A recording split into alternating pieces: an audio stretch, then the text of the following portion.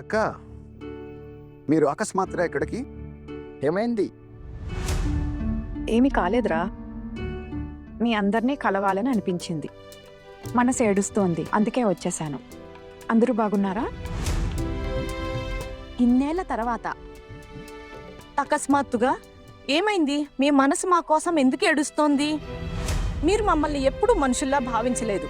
ఇంకా మీ అత్తింటి వాళ్ళు కూడా అలాగే. మీరు ధనవంతులుగా, అసలు మా కోసం మీ మనసు ఎందుకు ఏడుస్తుంది? ఖచ్చితంగా ఏదో ఒక స్వార్థం ఉండే ఉంటుంది, లేకపోతే మీరు ఇక్కడికి వచ్చేవారు కాదు. ఆస్తి వాటా కోసం వచ్చింది, ఇంకేముంది? లేదారు, నేను మిమ్మల్ని కలవడానికే వచ్చాను. ఎవరన్నయ్యా?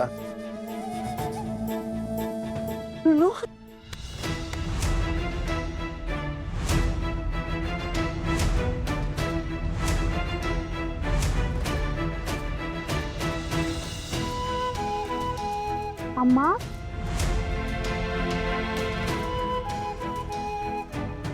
ఎలా ఉన్నావురా? నేను బాగున్నానక్క. కానీ మేమైతే ఖచ్చితంగా అనుకున్నాం మా అక్క మా కోసం ఈ లోకంలో ఇక లేదని. మా కోసం ఆమె ఇక లేరు.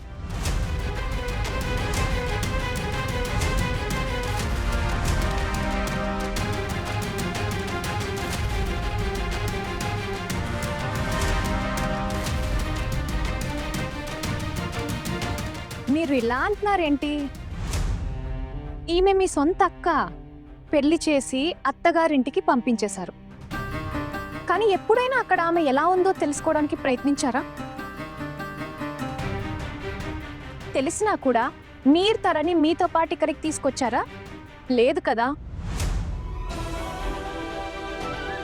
మీ దగ్గర ఉంచుకోలేదు కదా. అమ్మ ఆ ఇంట్లో కష్టాలు భరిస్తూ జీవించింది. ఆమె అత్తవారు వద్దంటంతో మీరు ఆమెను కాంటాక్ట్ చేయలేకపోయారు. అత్తగారింట్లో అడ్జస్ట్ అయి ఉంటుంది, లేకపోతే మీరు తనని ఇక్కడ ఉండనిచ్చేవారా?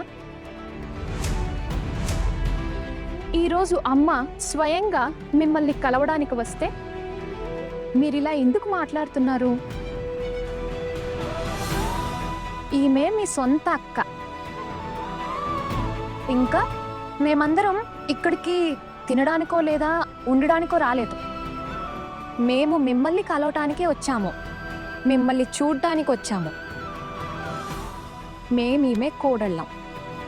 తిను పెద్ద కోడలు, నేను చిన్న కోడల్ని. పిందమ్మ గారి కోడలు, ఈమె తన తోడి కోడలి కోడలు. వాహ్ అక్క వాహ్! మీ ఇంట్లో 4 కోడళ్ళు ఉన్నారు, 4 పెళ్లిళ్ళు కూడా అయి ఉంటాయి. కానీ మీరు మమ్మల్ని ఏ ఒక్క పెళ్లికి పిలవలేదు. ఇప్పుడొచ్చి ఇంత పెద్ద పెద్ద మాటలు చెప్తున్నారు. అరే మాకేం వద్దు, మీరు మమ్మల్ని కలవాల్సిన అవసరం లేదు. ఆ ఇంట్లో నేను నా ఇష్టంతో బతికానా? రును, హరు, మీరప్పుడు చిన్నపిల్లలు. కానీ మీ బావగారి గురించి తెలుసు కదా, ఆయన ఎంత కోపిష్టో. మేము మిమ్మల్ని కలవటానికి వచ్చాము, కానీ కలవకుండానే పంపించేశారు. కనీసం భోజనం కూడా అడగలేదు. మీ అత్తగారింటి వాళ్ళు ఎంత సంస్కారం లేని వాళ్ళు. మాకు మీతో ఎలాంటి సంబంధం వద్దు. మామయ్య, మీరు ఇలాంటి మాటలు ఎందుకు మాట్లాడుతున్నారు? బంధం ఇంత సులభంగా తెగిపోదు మామయ్య.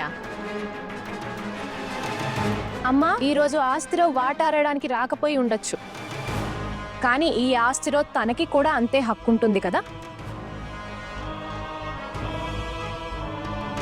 పైగా ఇప్పటి చట్టం ప్రకారం కొడుకు కూతురు ఇద్దరు సమానమే. అందుకే అమ్మకి ఎప్పుడు అనిపిస్తే అప్పుడు ఇక్కడికి రావచ్చు.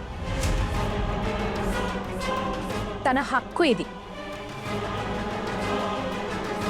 కానీ అమ్మ మీతో ఎప్పుడూ అలా అనలేదు. ఎందుకంటే అమ్మా, నేను కేవలం మిమ్మల్ని కలవడానికే ఇక్కడికి వచ్చాను. ఒకవేళ ఇప్పుడు మీరు దుర్మార్గంగా ప్రవర్తిస్తే అప్పుడు ఈ విషయం ఎక్కడికో వెళ్ళొచ్చు. అక్క, ఇన్నాడు తర్వాత కోడళ్ళను తీసుకుని మాతో గొడవకొచ్చావా? నీ గొంతు వినగానే అర్థమైంది. ఎప్పుడూ మమ్మల్ని చూడ్డానికి రాలేదు, ఇప్పుడు మాత్రం హఠాత్తుగా. ఈమె ఎప్పుడు మమ్మల్ని అవమానిస్తూనే ఉంది. నేను ఎప్పుడు మిమ్మల్ని అవమానించానో చెప్పండి. నేను నా అత్తగారింట్లో భయపడే బతికాను. పుట్టింటి వాళ్ళతో సంబంధాలు పెట్టుకోనివ్వలేదు. అది మీకు తెలుసు కదా. నేను ఇంకేం చేయాలి చెప్పండి. అయినా నేను ఈ ఇంట్లోనే పెరిగాను, ఈ ఊర్లోనే ఉన్నాను.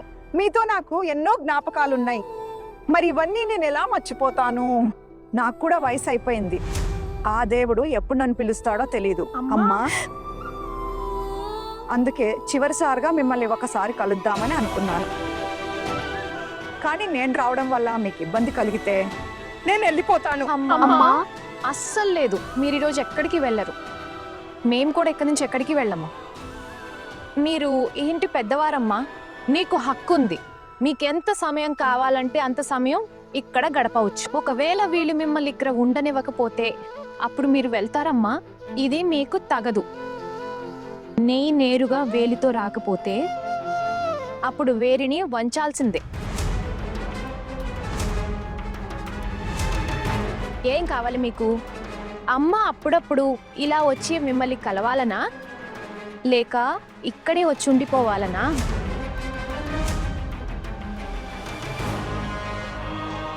రెండో పద్ధతి మీకు నచ్చుండదు కదా. మొదటిదే మంచిది. ఇంకా ఇది, అమ్మ మీకోసం ఈ రసగుల్లాలు తీసుకొచ్చింది. ఇవి తీసుకోండి.